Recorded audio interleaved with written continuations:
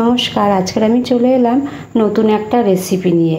একটা ডিম আর আলু দিয়ে সন্ধেবেলা একটা স্ন্যাক্স বানিয়ে নেব, যেটা সবার পছন্দ হবে। প্রথমে আলু আমি এখানে দুখানা আলু নিয়েছি। আলুগুলো এরকম লম্বা লম্বা করে কেটে নিয়েছি আর একটু মোটা মোটা রেখেছি। আগে থেকে ধুয়ে পরিষ্কার করে নিয়েছি। এখানে আমি একটা ডিম ফাটিয়ে দিয়েছি। এরপরে দিয়ে দেবো একটু গুঁড়ো লঙ্কা। একটা ডিমেই হয়ে যাবে। অল্প করে একটু গোলমরিচের গুঁড়ো, একটু চাট মশলা, স্বাদ অনুযায়ী নুনটাও দিয়ে দেব, একটু কর্নফ্লাওয়ার।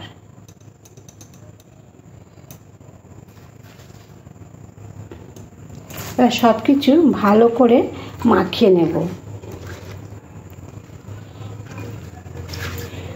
ডিমটা দেওয়ার সময় আমার ক্যামেরাটা অফ ছিল।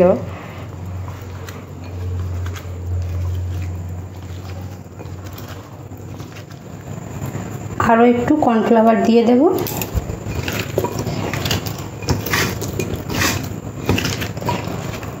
সব কিছু খুব সুন্দর করে মাখিয়ে নিতে হবে। মাখানো হয়ে গেছে। এবার গ্যাসের উপর একটা কড়াই বসিয়ে দেব। কড়াটা খুব ভালো গরম হয়ে গেলে কড়ার মধ্যে দিয়ে দেবো সাদা তেল।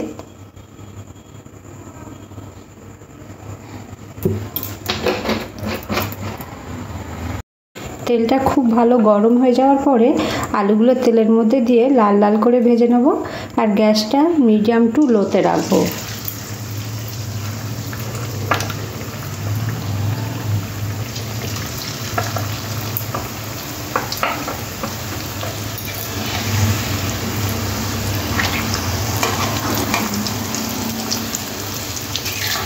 একটু সময় ধরে খুব সুন্দর করে মুচমুচে করে ভেজে নেব।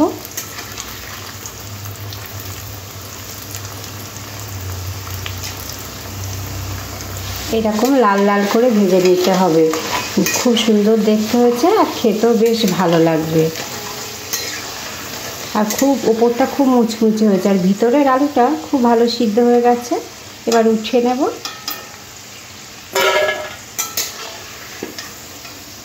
বাকি যে আলুগুলো আছে একইভাবে ভেজে নিতে হবে।